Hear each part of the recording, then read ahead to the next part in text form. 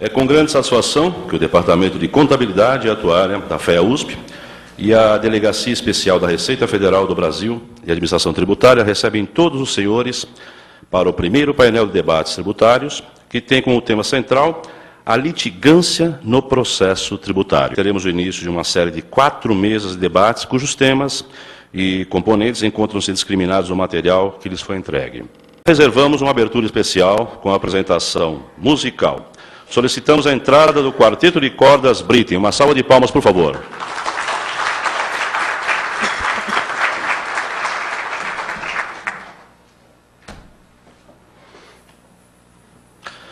O Quarteto Britten foi formado em 1998 com o objetivo de levar música clássica a estudantes e público em geral.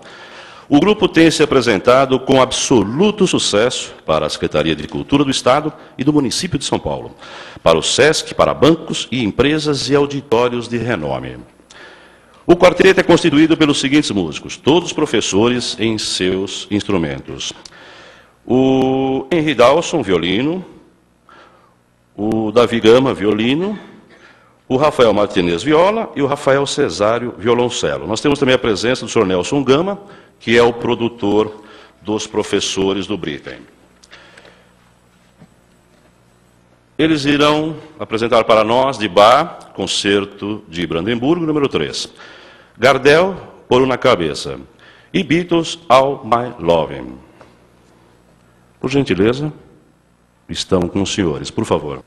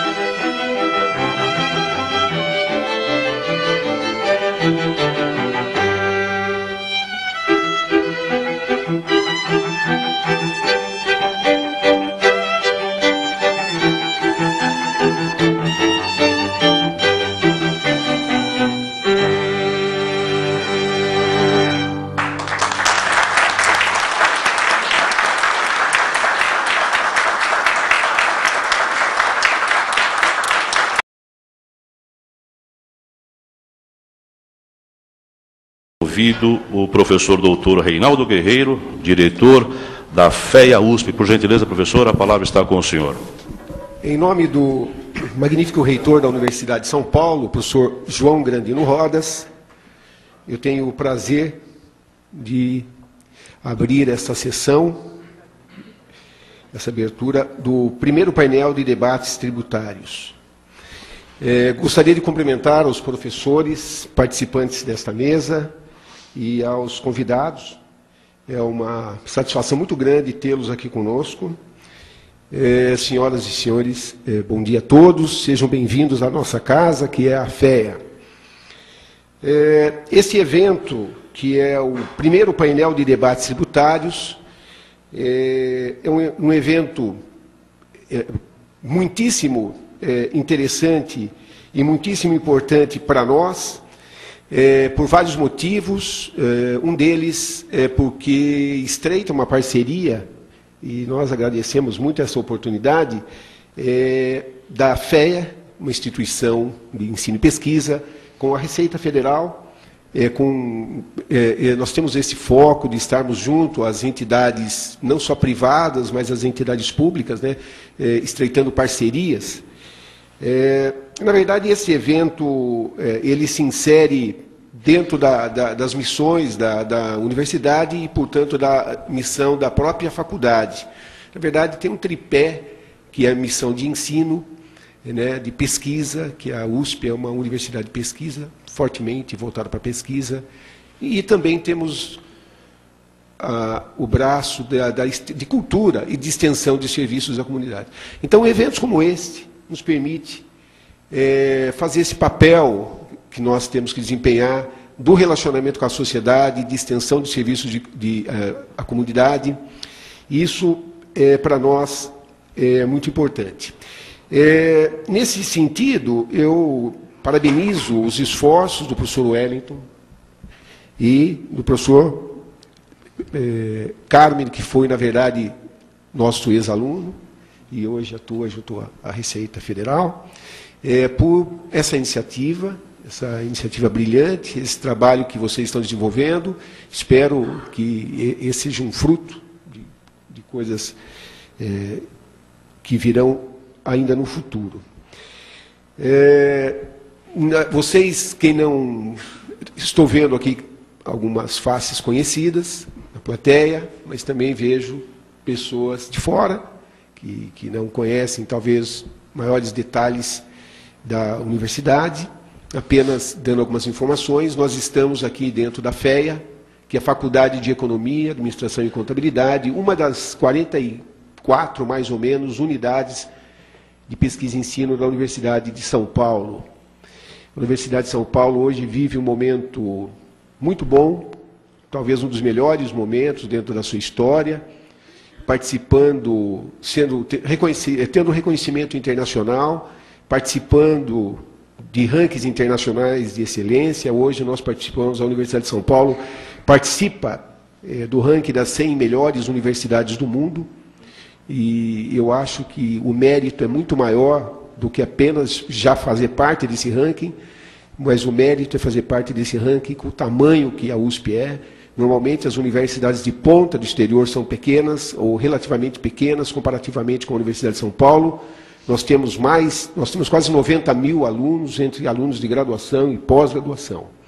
Então, para ser uma universidade de excelência, com esse porte, com esse tamanho, não é pouca coisa. Dentro da FEA, onde nós estamos aqui, nós temos 3 departamentos de Economia, Administração e Contabilidade.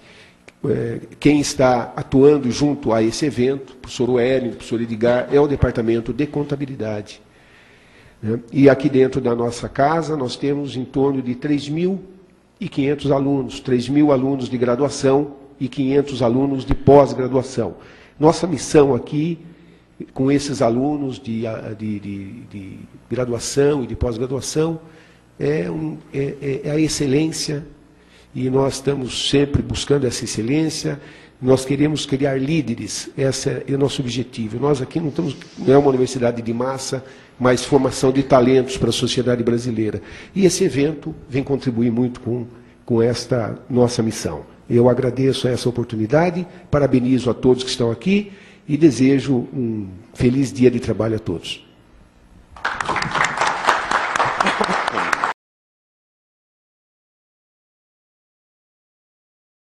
Convidamos agora a fazer uso da palavra o senhor Fábio Eichel. Por gentileza, a palavra está com o senhor. Bom dia, doutor Reinaldo, em nome de quem cumprimento todos aqui na mesa. Bom dia a todos os presentes.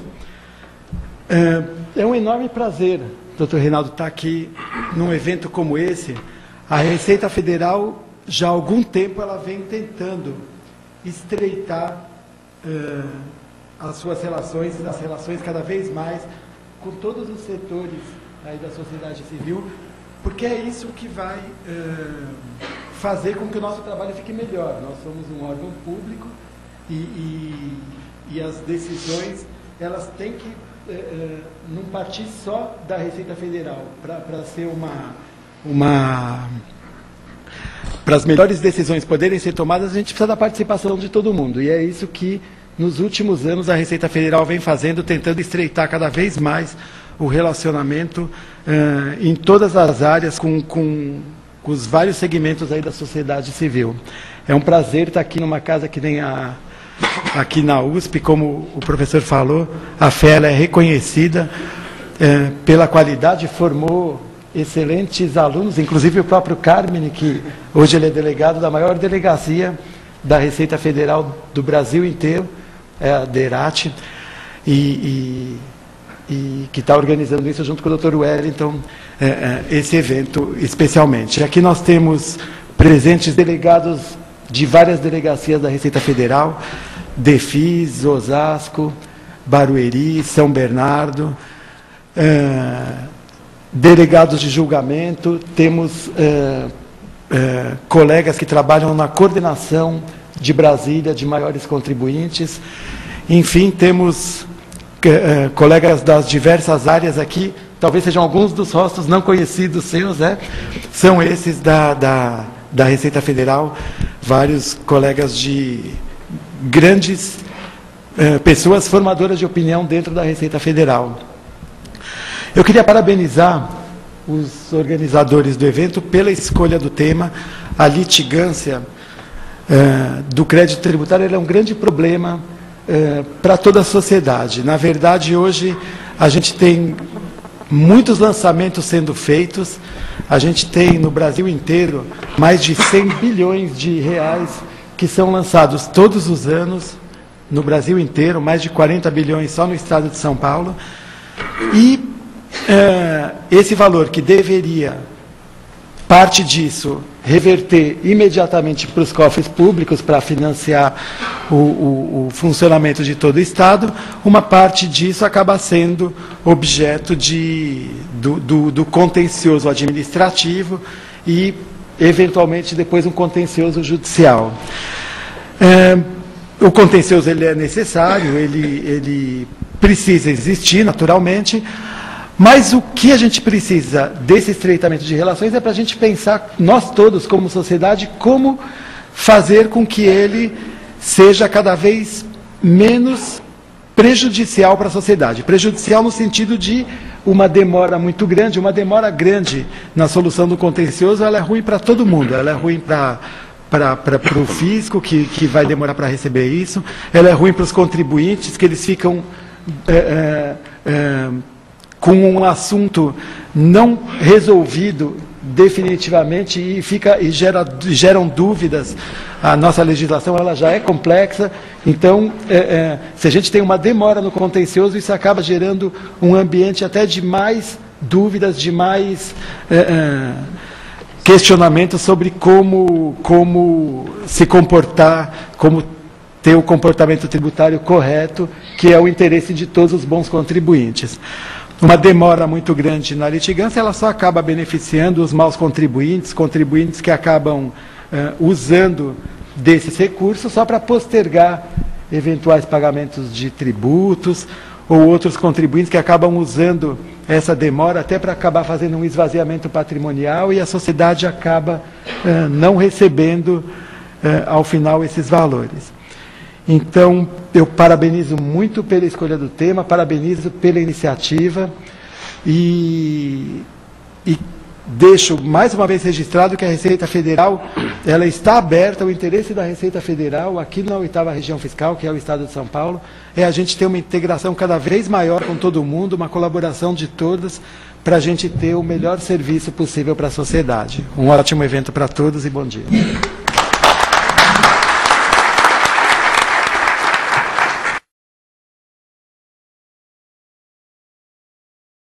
Convidamos a fazer uso da palavra o professor doutor Edgar Cornacchione Júnior. Professor, a palavra está com o senhor. Obrigado. Bom, queria inicialmente bom dia a todos os participantes, né, as autoridades da mesa, e indicar que aqui no nosso Departamento de Contabilidade Atuária da USP, esse evento ele cai com uma luva no sentido das expectativas e da nossa missão. Uma área importante da contabilidade é a área de divulgação de informações, né, para os mais diversos usuários, e um dos usuários é o usuário governo, o usuário fisco, e a contabilidade se vê muito inserida nesse processo. Portanto, o evento ele tem uma ligação muito grande, e nós temos aqui professores, pesquisadores, estudantes que estão ligados ao tema e que, de certa forma, irão se beneficiar, e muito, com esse tipo de debate, esse tipo de discussão, que se insere num momento extremamente oportuno da nossa sociedade. Essa questão de momento oportuno, eu queria fazer um comentário rápido. Quer dizer, o Brasil está em curso para, em 2015, se tornar a 5ª economia mundial, passando a França. Isso significa uma massa de riqueza bastante diferenciada em relação ao que conhecemos hoje, uma massa tributável bastante diferenciada, ao mesmo tempo que a gente encara um dilema muito interessante, né? Recentemente, a Goldman Sachs, que havia definido um grupo de interesse chamado BRICS, de países, né, manifestou o seu foco num outro grupo mais recente, chamado MIST, que envolve México, Indonésia, Coreia do Sul e Turquia. E, só para simplificar o meu ponto, de 4 indicadores, se pegarmos aí riqueza combinada, nível de investimento, pegar a população e facilidade de fazer negócios, em 4 indicadores os BRICS ganham, né? Então o jogo está 3-1. Onde os BRICS perdem muito é na facilidade de fazer negócio. Facilidade de fazer negócio, os BRICS estão ranqueados posição 117 e MIST está ranqueado posição 65, se não me falha a memória. O que significa dizer o seguinte: dentro do processo de facilidade de fazer negócio, encontra-se a eficiência e eficácia tributária. E num país dinâmico em transformação como o nosso, se a gente pegar esses níveis de fontes de tributação, indivíduos, pessoas físicas e as corporações, pessoas jurídicas, etc., a gente percebe que há muito ao que se discutir em âmbito de eficiência internacional, né? Então eu vejo o tema extremamente justificado para merecer a atenção da sociedade, especificamente do órgão que está aqui, parceiro da universidade nesse instante, e nosso, da universidade, né? Em relação a essa situação, né? Quer dizer, é uma forma de se estabelecer competitividade em termos globais, uma vez que 15 bilhões de dólares foram desinvestidos dos BRICS recentemente. Então eu vejo a importância fundamental nesse aspecto, para o benefício da sociedade. Queria fazer um outro comentário ligado à importância do tema e à dinâmica dos eventos da nossa universidade e do nosso departamento. Gostaria que os senhores interessados no tema marcassem suas agendas, que em breve, no dia 26 de setembro, na noite, né, do dia 26 de setembro, nós teremos nessa casa um palestrante vindo de Illinois, o professor John Davis, que fará uma apresentação a respeito da matéria tributária, especificamente da pesquisa na área tributária, ou seja, quais são os novos rumos de eficiência e eficácia de tributação, sob a ótica norte-americana, que é um país que passa por um processo bastante interessante de revisão de arrecadação. Então, se os senhores tiverem interesse e disponibilidade, novamente, dia 26 de setembro, à noite, nessa casa, nós teremos uma palestra que pode interessar. E, obviamente, o professor Wellington, como coordenador do evento, poderá, posteriormente, mandar uma informação aos participantes. No mais, eu gostaria também de parabenizar a iniciativa da Receita, na pessoa do Carmine, que esteve naquela primeira reunião com uma ideia bastante visionária em relação a isso, e também do professor Wellington, que abraçou essa iniciativa e puderam, né, a quatro mãos, desenhar, então, Receita e Universidade, um evento extremamente interessante, extremamente importante para esse foco de discussão que eu mencionei. Então, na pessoa do Carmine e do Wellington, eu gostaria de externar os parabéns a toda a equipe que fez isso possível e fez acontecer, e desejar a todos os participantes um excelente evento. Muito obrigado.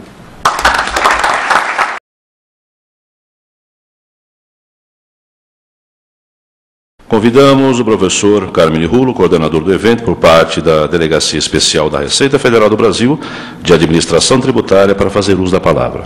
Está com o senhor, Carmine. Bom dia a todos da mesa. Eu vou emprestar uma frase do professor Wellington aqui. Depois de ouvir o Dr. Edgar Conaconi falar, eu não sei vocês, mas eu estou aprendendo bastante, né?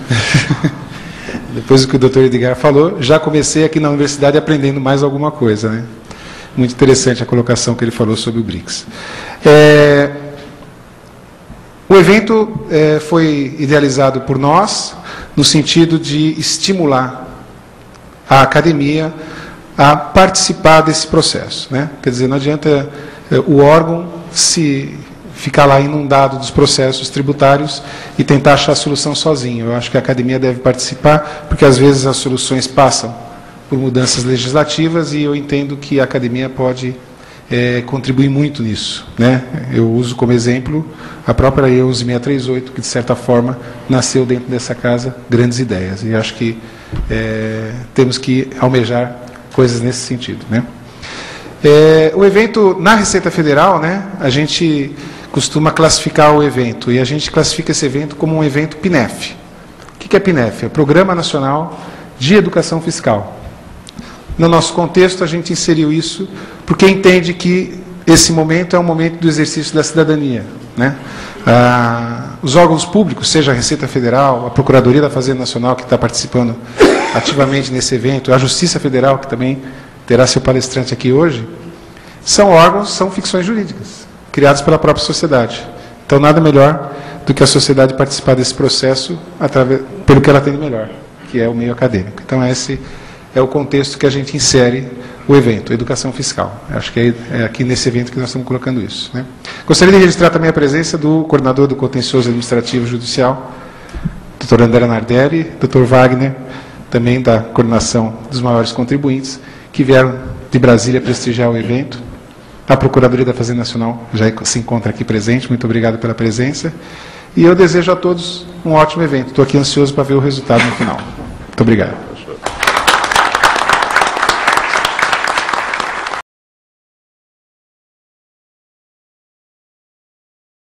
E passamos agora a palavra ao professor doutor Wellington Rocha, co-coordenador deste evento, para fazermos a palavra. Está com o senhor, professor. Quero iniciar manifestando a todas as senhoras presentes, senhores presentes nesse auditório, a minha alegria, o privilegiado que me sinto neste momento de fazer parte dessa história. Começo externando essa minha emoção, a gratidão que eu tenho pela brilhante ideia, a iniciativa da Receita Federal de promover esse evento de debates unindo a academia e a Receita, mas não só, como já foi mencionado aqui, outras partes, outras entidades estarão aqui hoje representadas nesse debate. Para usar o nosso jargão acadêmico, se me permitem, né, o nosso jargão acadêmico, a situação problema, objeto de pesquisa, para mim está muito clara. No embate entre o fisco e o contribuinte, há sinais claros, né, de que muitos recursos estejam sendo desperdiçados, como já foi citado aqui, por exemplo, pelo Dr. Fábio. Para usar ainda mais um jargão aqui da nossa área, né, deve haver aí nesse embate algumas atividades que não estão agregando valor para a sociedade. O objetivo é agregar, mas além da demora do recebimento do crédito tributário quando é devido, ou do esclarecimento de que não é devido, como já foi aqui muito bem mencionado, há recursos que não estão sendo certamente bem identificados. Bem administrados, que nós denominamos aqui de atividades que não agregam valor. Nesse sentido é que se espera que o dia de hoje, né, nós tenhamos aqui um grande debate por envolver partes interessadas de diferentes segmentos da sociedade, com diferentes pontos de vista, e vamos ver se, até onde possível, né, isento de viés ideológico político, né, até onde seja isso possível. Então, o que eu espero, encerrando aqui as minhas palavras, é que ao final da tarde de hoje, às 5h15, né, 17h15, que está previsto o término do evento, todos nós possamos sair daqui mais enriquecidos do que entramos neste momento. E é por isso que eu desejo, então, a todos os senhores presentes, um ótimo dia, um bom evento e sucesso a todos vocês.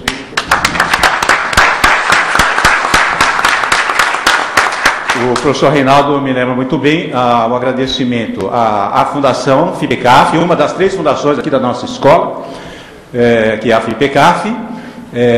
Agradeço mais uma vez ao professor Irã Siqueira Lima, nosso presidente, pelo apoio institucional e também operacional que nos proporcionou.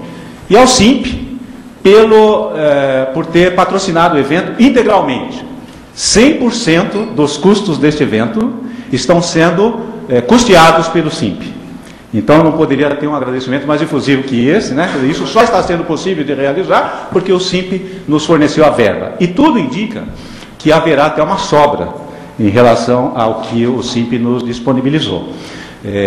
Esta sobra já está combinada, o SIMP já concordou, que em havendo sobra do orçamento do evento, esta sobra será integralmente doada à nossa biblioteca.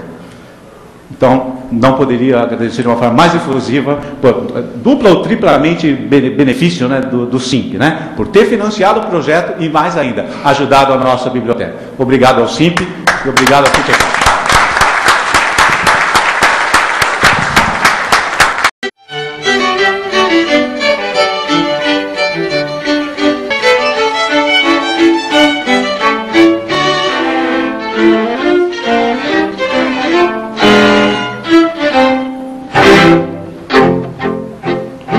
Um evento muitíssimo interessante e muitíssimo importante para nós, por vários motivos.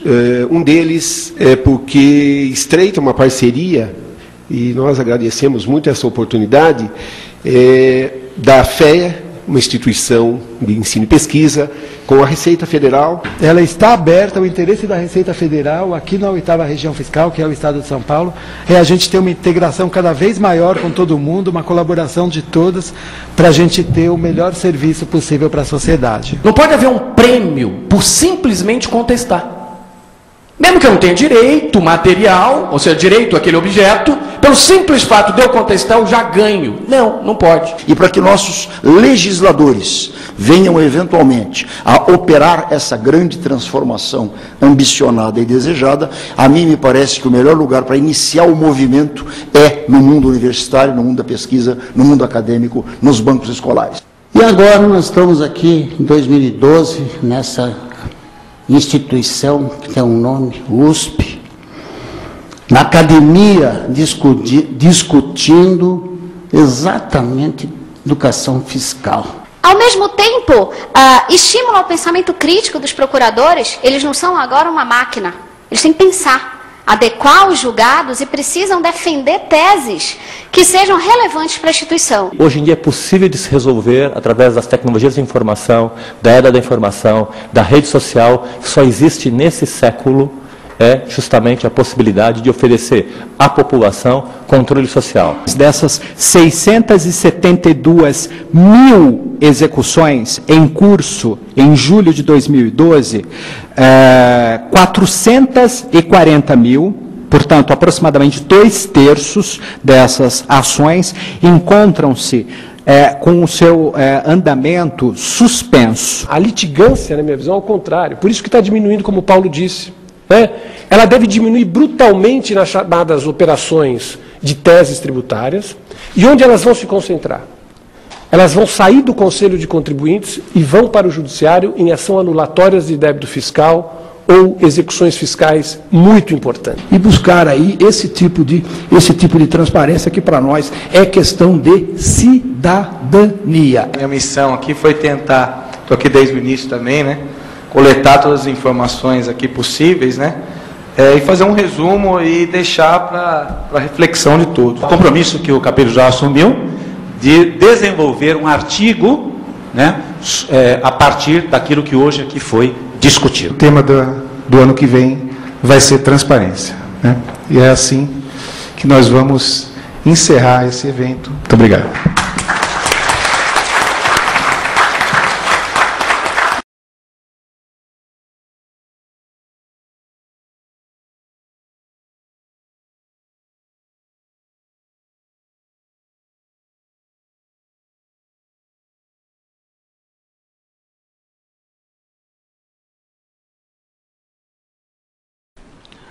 Bom dia a todos. Queria cumprimentar a FEA, a pessoa, seu diretor, professor Reinaldo, cumprimentar os coordenadores do evento, professor Wellington, professor Carmine,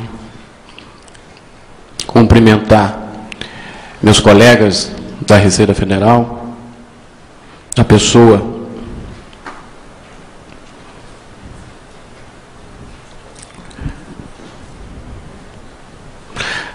de todos. Nesse momento é difícil de escolher alguém.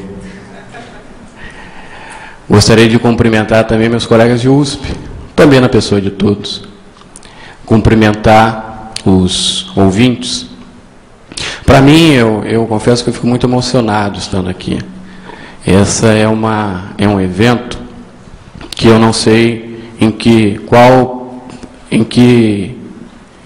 canoa eu coloco o pé.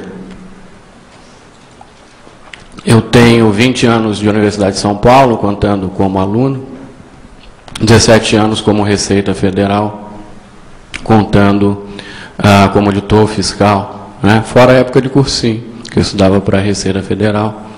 Doutor Fábio, nosso superintendente, doutor Carmine, são da minha turma de Receita Federal. Então, para mim, realmente, eu não sei em que pé eu coloco.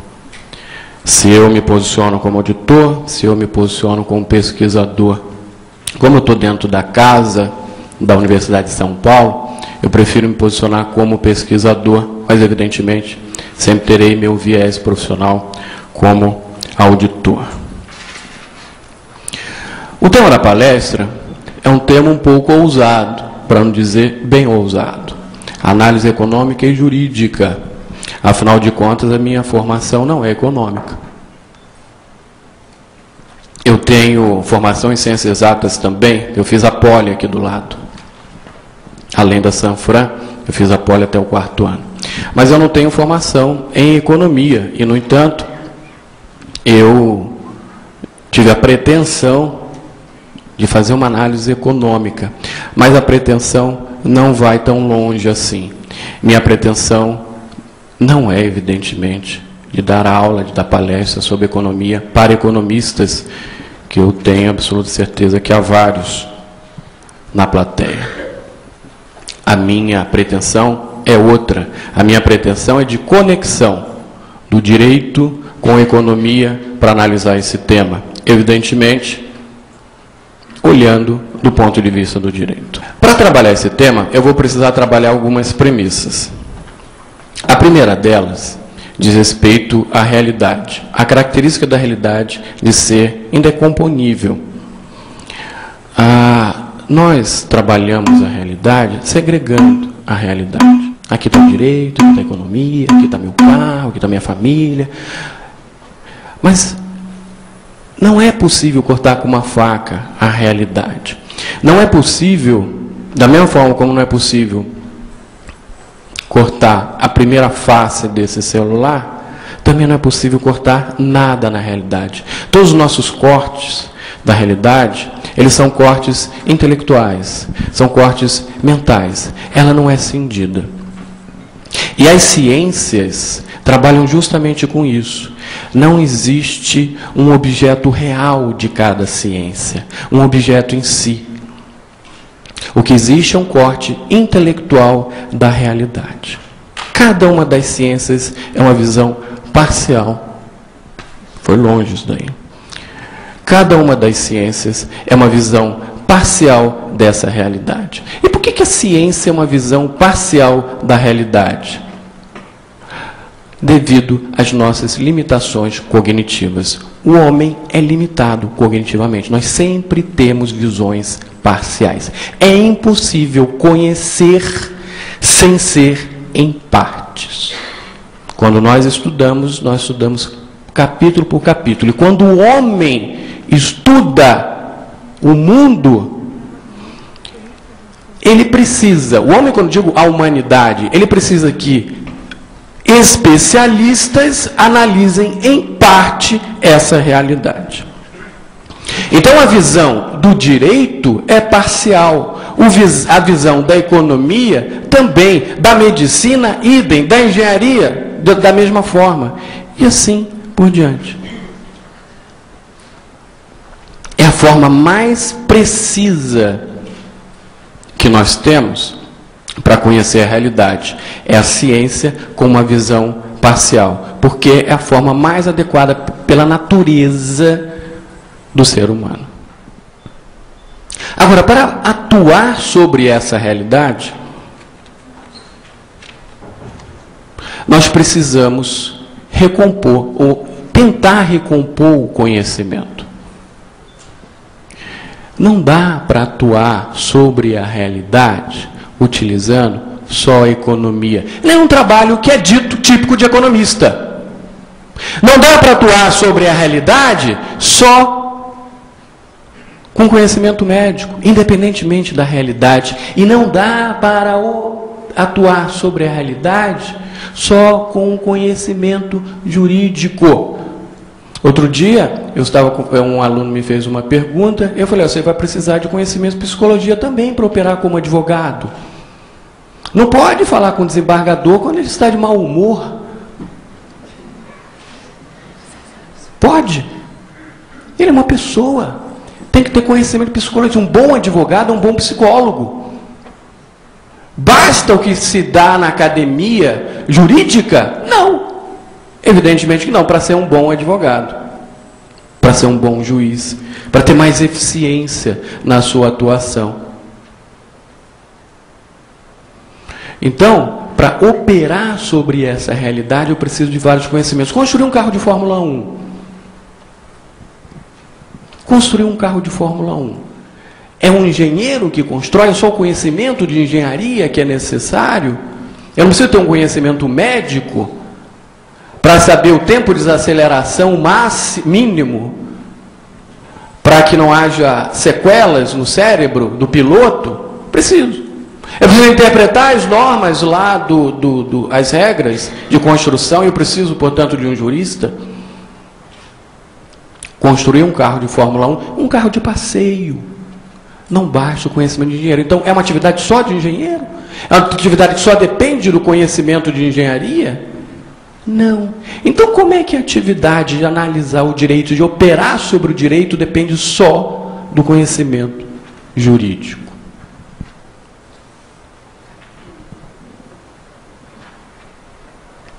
Essa é uma premissa importante. A outra premissa importante é estabelecer como o jurista faz o corte do seu objeto. Apesar de, como eu disse, é um corte intelectual de aproximação para compreender esse objeto.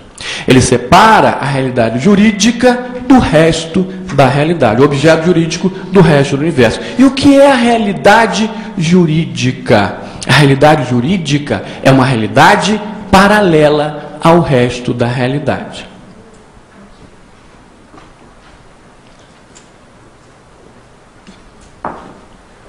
Uma pessoa morreu. Obrigado, já está, né? Uma pessoa morreu. Vamos seguir aqui. Não, aqui eu estou voltando. Vamos de novo.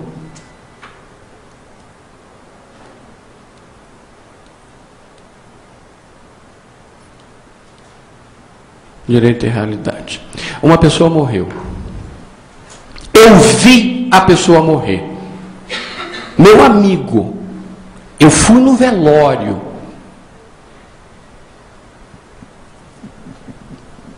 Mas eu sou também a autoridade que decide sobre restituição. Sou o fiscal da Receita Federal que vai analisar o processo de restituição. É meu amigo. Eu vi ele morrer. O filho dele é meu... Eu sou padrinho do filho dele. E foi ele que pleiteou a restituição. É o único filho. Eu posso decidir a restituição a favor do filho? Não. Porque aquela realidade não é jurídica. A realidade jurídica da morte é um papel. É um papel. É um atestado de óbito. E esse papel, que representa um ato médico para um médico, é um ato jurídico para um jurista. O médico é uma autoridade jurídica. Então, o jurista, ele olha o direito como uma realidade, como um objeto segregado de tudo ou mais, e que opera dessa forma, como um sistema, a princípio fechado, como se fosse a internet. A internet é um operador que coloca alguma coisa dentro desse sistema, que é diferente da realidade nua e crua. O direito tem um operador, tem uma autoridade autorizada a colocar algo nesse sistema. Numa situação, é o fiscal da Receita Federal. Só o fiscal autua, só o fiscal constitui crédito tributário. Nem um juiz faz isso. Noutra situação, é o médico. Noutra situação, pode ser um engenheiro. Noutra situação, é o juiz. Então, o direito, ele é observado como um objeto, como uma realidade paralela pelos juristas, a princípio, pelos juristas. Mas qual é a finalidade do direito? A finalidade do direito é transformar a realidade, vamos dizer assim, não jurídica. Se não for isso, o direito não tem nenhuma finalidade. Imagine a seguinte regra: é proibido respirar. É impossível cumprir uma regra dessa. Então não faz nenhum sentido jurídico, porque o direito, ele tem por finalidade transformar a realidade. Ou conservar a realidade, se o que for esperado é a transformação. E, portanto, tem total conexão com tudo mais, sempre. Mas o jurista, a princípio, ele está olhando só para essa camada, só para esse objeto, que é o direito. Tem que ter o atestado de óbito, né, para dizer que morreu, tem que ter autorização do juiz para passar para o outro, e por aí vai. Tem que ter o laudo médico, tem que ter o laudo do engenheiro, e por aí vai.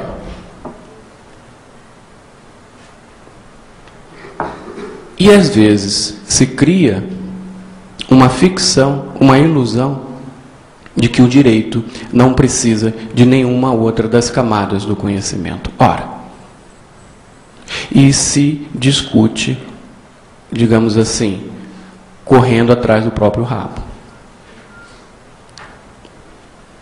Eu fico imaginando se não fosse necessário o conhecimento da realidade em si para operar o direito. Imagina a seguinte situação hipotética: uma norma jurídica que diga: toda vez que um diploma normativo estabelecer prazos e não falar de que tipo são esses prazos são em dias úteis. Uma norma no sistema. É editada uma portaria do órgão especializado acerca de segurança alimentar. E diz que todos os remédios têm que ter os prazos estabelecidos. Vai estabelecer o prazo. Quando for interpretar essa norma do Ministério, eu vou interpretar que os prazos têm que ser em dias úteis de degradação de alimento?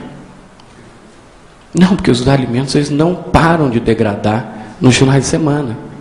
Então não faz sentido essa interpretação. Se eu fico só amarrado à letra da lei, eu preciso de um conhecimento que extrapole. Esse conhecimento é um conhecimento vulgar, todos temos.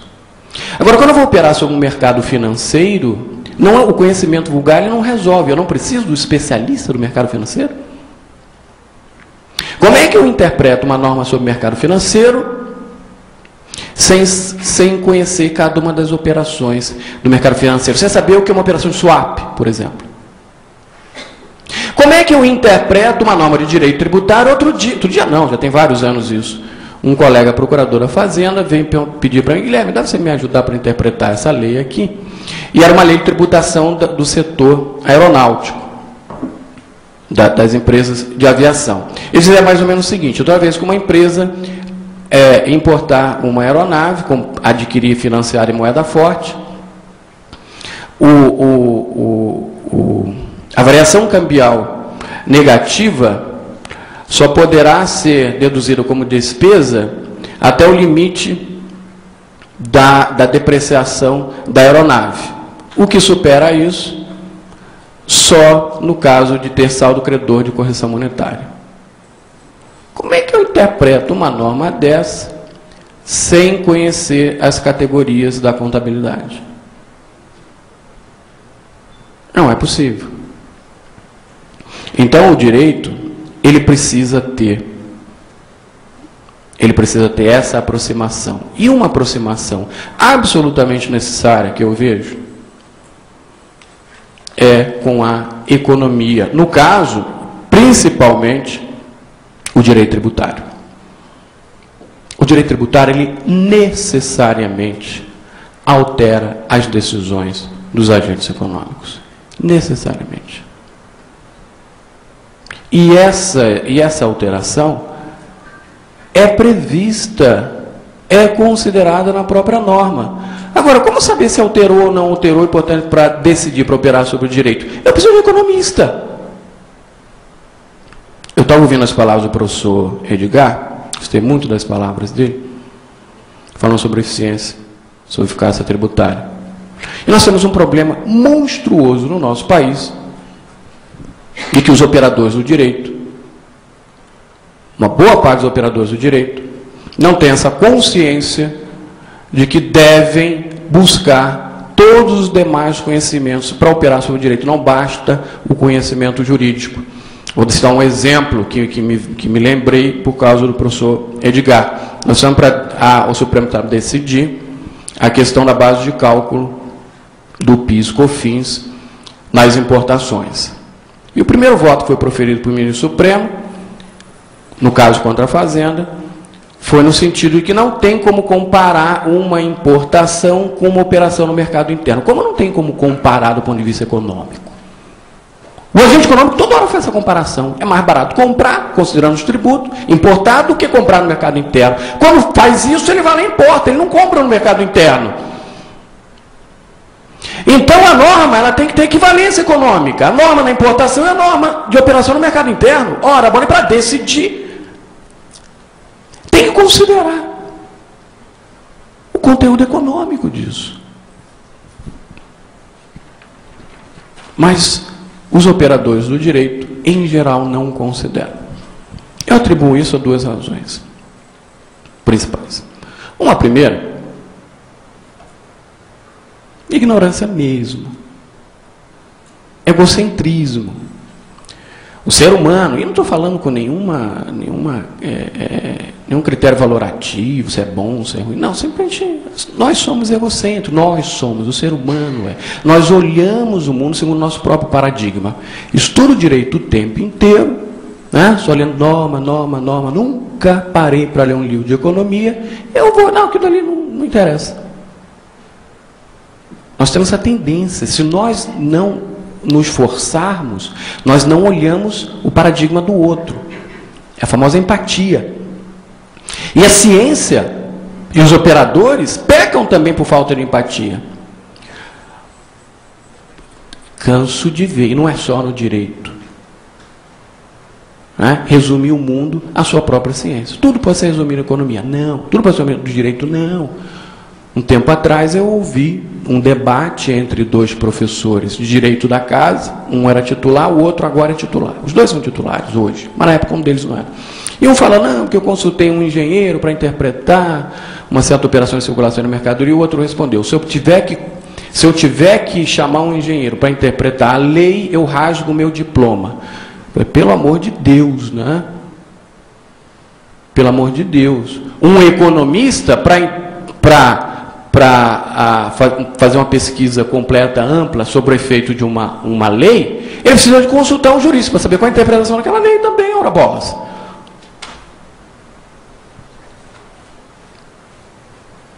Então, essa conexão do direito com a economia, com todas as outras ciências, mas no caso do direito tributário, é, para mim, fundamental. Muitas vezes, se deve rejeitar o conhecimento econômico. Sim. Não, ali não é economia mesmo, mas eu preciso conhecer. Até para rejeitar. O artigo 166 do Código, vou dar um exemplo, o artigo 166 do Código Tributário Nacional diz que no caso de repercussão econômica, tem direito à restituição do tributo aquele que assumiu o encargo econômico. Pela ciência da economia, nós sabemos que numa operação, sempre os dois assumem o encargo. Uma parte outra, e vai depender da relação entre as curvas, né, da elasticidade entre as curvas de oferta e demanda. Então, eu tenho que dar parte para um e parte para o outro? Não, não dá para fazer isso. Não dá para fazer isso. Porque o direito, ele precisa provar, ele precisa recompor a realidade. E se eu estou num processo me referindo a uma realidade anterior, que é impossível recompor as curvas de oferta e demanda, não é disso que esse artigo 166 está falando. Ele não está se referindo a um efeito econômico. Ele está se referindo a outra coisa. Eu vou simplesmente ignorar a economia mesmo, mas de forma consciente. Aqui não é isso que se espera. E aí tem mais uma categoria interessante, porque o direito, como tudo, é limitado em relação à própria realidade. O direito, como um corpo de linguagem, é absolutamente limitado. Um juiz, quando vai decidir, será que aconteceu algo? Será que a pessoa realmente matou? Ele tem dados de aproximação, que são as provas, e ele chega numa convicção que pode não estar de acordo com a realidade. E o direito conta com isso, ele tem que tomar uma decisão. Uma decisão mais razoável, mais aproximada da realidade. Então ele diz, numa situação eu entrego para um, noutra situação eu entrego para outro. Apesar de que, teoricamente, eu sei que em parte um pagou, em parte o outro foi onerado, do ponto de vista da economia. Mas não é isso que se pretende. Agora, eu preciso conhecer a própria economia até para rejeitá-la nessas situações. Vamos chegar no mote da nossa palestra, que são a litigância, que são os conflitos e os processos para a solução da litigância e da solução dos conflitos. Olhando o direito positivo, a minha interpretação é de que a característica tem que ser a da neutralidade. As pessoas não podem ser inibidas de contestar. O direito ele tem que ser neutro quanto aos seus efeitos. Direito processual. Também não podem ser fomentadas e estimuladas. Não pode haver um prêmio por simplesmente contestar.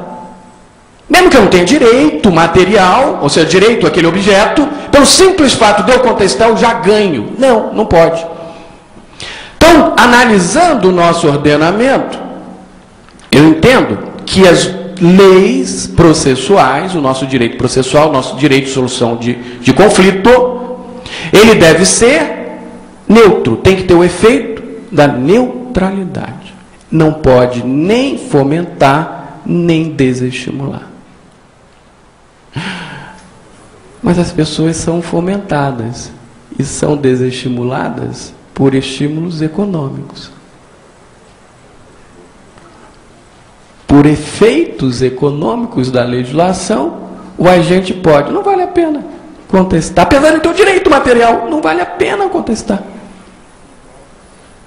Ou ele pode tomar outra decisão, não, aqui eu analisei a legislação e eu tenho um efeito econômico positivo, eu ganho, mesmo não tendo o direito material, o direito ao objeto, eu ganho pelo simples fato de contestar.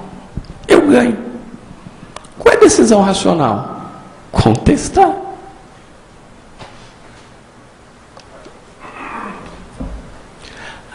Mas quem analisa os efeitos? Qual é a área do conhecimento que vai analisar o efeito? Se houve efeito, se há efeito indutor ou efeito de inibição? É um operador do direito? É um jurista? Não pode ser. Tem que ser um economista. Os dois têm que se conversar. Então, por isso que o meu tema é um pouco audacioso, que eu vou fazer umas análises econômicas, mas eu já peço à plateia que se eu errar, não, porque eu não sou economista, que alerta, não, Guilherme, aí está errado. Porque o que deve haver é a conexão. Para operar sobre a realidade, eu preciso de ter o profissional do direito, da economia, da contabilidade, da engenharia, etc. Para operar sobre o próprio direito. Numa operação que seria típica do direito, proferir uma decisão jurídica. A nossa sociedade entrega para um dado profissional a competência para realizar aquele ato. Isso não significa que aquele profissional é um profissional exclusivo, que tenha todas as competências para chegar ao melhor resultado.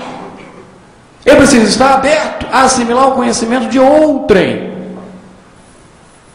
inclusive e principalmente da economia.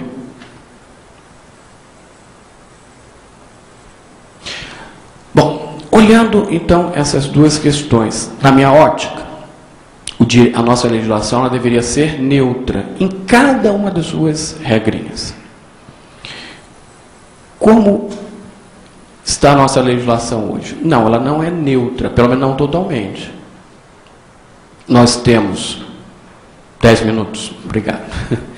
Nós temos regras que desestimulam a contestação. Tem empresas que eu não vou contestar esse tributo, não vale a pena, porque apesar de eu achar que tenho direito, eu vou ter uma ação judicial pendente, toda hora eu vou ter que apresentar certidão objeto IPE na Receita Federal para tirar certidão negativa, demora por causa da fila. E eu opero muito com licitação, preciso da certidão, se eu perder uma licitação, quebro minha empresa. Então eu vou contestar. Inibe, pronto. É um efeito inibidor. Agora, há uma série de regras que fomentam a litigância, e fomentam a litigância para ambas as partes nessa relação do direito tributário. Fomento a litigância para a administração, fomento a litigância para o particular. No caso da administração, e detalhe, isso é importante, o fomento, a análise dos incentivos é sempre em relação à pessoa física. Pessoa jurídica não tem vontade, pessoa jurídica não tem querer. É a pessoa física que tem vontade. Então, quando você analisa estímulos que fazem com que a administração litigue, tem que se analisar esses estímulos para cada um dos operadores. Primeiro, para o político. Para o político é interessante postergar a despesa. Eu não sei se amanhã você é político, eu quero ter receita agora para fazer minhas obras, realizar minhas campanhas, etc. e tal. Então, quanto mais recursos houver, melhor. Quando o contribuinte ele demanda, por exemplo, processo de restituição. Para o agente público, um caso que eu analisei, eu tenho analisado junto com o IPE, um amigo meu que é coordenador do projeto de pesquisa do IPE, para o agente público, muitas vezes, o agente de cobrança administrativa é estimulado a encaminhar a procuradoria. Se não há uma regra determinando ou condicionando o encaminhamento ao judiciário, condicionando esse encaminhamento à cobrança administrativa, E ele, se tiver que fazer uma outra coisa pela qual ele é cobrado, ele vai fazer essa outra coisa e não vai cobrar. E chega no final do laço do prazo de cobrança, o que ele faz? Encaminha. Ele é estimulado para isso. O agente, não é a administração pública, é o agente, a pessoa física. E nós vamos ter execuções fiscais que poderiam ter sido, que a cobrança poderia ter sido feita antes. Para o particular. Primeiro grande fomento tributário para o particular contestar é que, se o concorrente contestar e ganhar, ele está quebrado. Ele está quebrado. E ainda mais agora com a jurisprudência atual do STJ. O STJ entendeu que, se houver um trânsito em julgado, trânsito em julgado é o seguinte: para a pessoa, para aquela ação, não se discute mais. Se for para uma pessoa, para aquela pessoa, não se discute mais. Há uma série de discussões até quando esse não se discute mais, né? Se é só para o passado ou se vale isso também para o futuro. Não vou entrar nesses detalhes. O STJ entendeu que, uma vez decidido no caso de uma inconstitucionalidade de lei, um exemplo típico da contribuição social sobre o lucro, é inconstitucional a lei para aquela pessoa. Então ela não paga. Houve decisão do Supremo Tribunal Federal dizendo: a lei é constitucional? Não, mas para aquela ela continua sem pagar. Imagina um concorrente seu não paga o tributo e você paga. E não há Cristo que modifique isso à luz hoje da jurisprudência do STJ. Precisa mudar a lei completamente, porque o STJ decidiu que, se a lei não for mudada essencialmente, porque houve depois modificações na lei de contribuição social, continua a coisa julgada a prevalecer seus efeitos. Quebra o concorrente. Então, eu sou administrador de uma empresa, eu não vou contestar? Eu vou contestar tudo. Na dúvida, eu vou contestar absolutamente tudo. Esse é o primeiro ponto. Um outro, isso que seriam as dívidas pró-futuro. Em relação às dívidas pró-passado.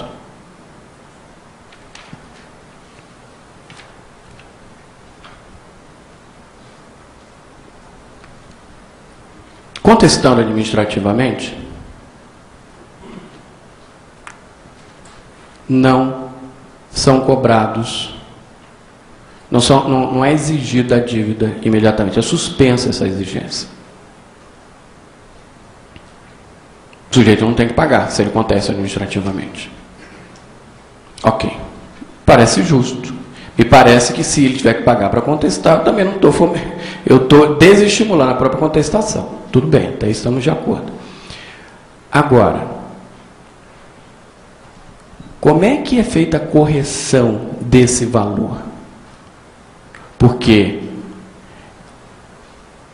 o dinheiro, ao longo prazo, ele tem custo. Ele simplesmente tem custo. Se eu acho que eu não vou ganhar, aquilo ali, tenho certeza que eu não vou ganhar. Mas se eu contestar e não houver nenhum tipo de correção, eu ganho. Porque eu posso deixar aquele dinheiro ali, investir e ganho um recurso do mercado financeiro. Ou um custo de oportunidade, eu posso investir na minha área de atuação. Eu posso ter uma dívida que tem um juro muito mais, um juro elevado, e eu prefiro pagar a dívida do que deixar de contestar. O simples fato de eu contestar, eu já ganho, se não houver nenhum tipo de correção. Então, se não houvesse nenhum tipo de correção do valor da dívida, isso é evidente ou ululante, a pessoa seria estimulada a contestar. Mas tem correção, tem juros. Mas os juros, eles são juros simples. Onde em qualquer operação de mercado se calculam juros simples. Todos são compostos. Todos. Juros compostos são absolutamente inerentes à própria operação no mercado. Uma vez que as aplicações, que os créditos têm prazo, e eu invisto e tem um prazo para o meu o local onde eu invisto, né, a pessoa com quem eu invisto, ele me devolveu o capital mais juros. Na medida que eu retirei aquilo e eu reinvisto, o juro já é capital de novo. Então é juro composto. O mercado opera com juro composto, a economia opera com juro composto. É impossível não operar com juro composto. É impossível. Mas a dívida é a juro simples. A dívida na contestação é juro simples. Ora, se a dívida na contestação é juro simples, e os juros simples, eles com o tempo vão ficando cada vez mais defasados em relação aos juros compostos, mesmo que eu não tenha razão, eu vou contestar ou eu vou deixar de contestar? Eu vou contestar, porque eu ganho. É simples assim. Eu coloquei aqui alguns dados. O tempo já está quase se esgotando. Eu estou votando, né? Vamos lá.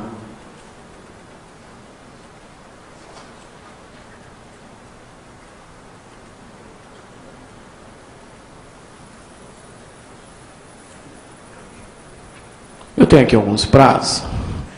Eu peguei uma entrevista do nosso AGU, e ele, na entrevista, né, ele disse, levantou uns dados, ele disse que o nosso contencioso administrativo demora em média 4 anos e meio. Desde a contestação até o resultado final do contencioso administrativo. Em média, os contribuintes, logo depois disso, conseguem uma tutela judicial e ficam 5 anos sem pagar, com uma suspensão da exigibilidade também judicial de 5 anos. E ainda tem o caso, ele decide, não vou pagar mesmo, a execução demora 7 anos. Eu peguei só o contencioso administrativo e calculei o juro Selic. Não me calquei só na palavra, só na frase do nosso AGU, não, eu fiz um testezinho empírico com os processos. Não dá tempo para explicar qual foi minha amostra, mas enfim, eu fiz um teste empírico e bateu com os 4 anos do nosso 4 anos e meio do nosso AGU. Eu fiz a juros simples. Juros simples no período dá 67,5%, juros compostos 96%. Tem título do governo que remunera a juros compostos. Eu posso comprar título do governo a juros Selic. Então, se eu tenho dinheiro aqui, eu pago o governo? Não, compro o título e contesto. Depois eu ganho. O ganho dá em torno de 20%, né, fazendo as contas. É como se eu, daqueles R$100 tivesse que pagar, eu gasto 20, e 80 eu guardo, aplico no mercado financeiro, e depois, lá no final, eu vou conseguir com aqueles 80 pagar o que seriam os próprios 100. Eu vou contestar sempre. Isso com 4 anos e meio. Com a contestação judicial, olha a diferença. Já vai para 147 para 330. O ganho, fazendo as contas, dá de 40%. Ou seja, ao invés de pagar 100, eu gasto 40 e guardo 60 para pagar depois. A equivalência de capital fica mais descompensada ainda. Está fomentando. Aqui tem um gráfico da Selic, é juro simples e é juro composto, em mais ou menos 12 anos. Olha a diferença que dá. Claro, o juro simples é uma reta, é linear. O juro composto é exponencial. Com o tempo, quanto mais o tempo da litigância, mais o particular ele é estimulado. Mas não é só o particular também que é estimulado. A administração pública não é estimulada quando ela está na ponta oposta. Se a administração pública também remunera, tem que devolver, né, recursos ao particular a juros simples, ela não vai contestar? Claro que ela vai, porque a dívida vai mitigando. E detalhe, quando eu falo juros simples, a taxa Selic não é uma taxa de juro real. O juro real hoje no país, pelos, né, dados de imprensa que eu tenho lido, está em torno de 2%. Aquilo ali é a correção monetária, ou seja, a perda de valor da dívida. O credor, o devedor, ganha com essa sistemática. Ele ganha por simplesmente contestar, seja o particular, seja a administração pública. E aí eu pergunto, o jurista ele não tem que considerar essa análise, que é uma análise econômica? Na medida em que o jurista afirma que a legislação ela tem que ser neutra, para aferir se há realmente neutralidade, ele não tem que considerar a análise econômica? Eu penso que tem. E, portanto, essa construção teórica, eu cansei de falar com alguns colegas, falaram, não, mas é inerente do direito público o juro simples, não pode ter juro composto. Como não pode? Como é inerente?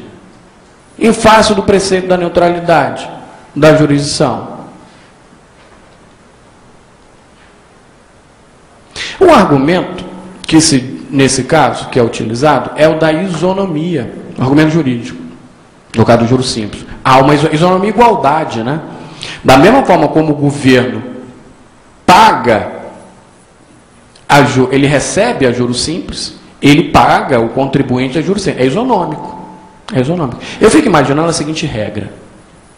Daqui para frente, todos vão ganhar proporcionalmente ao seu desempenho em jogos de basquete.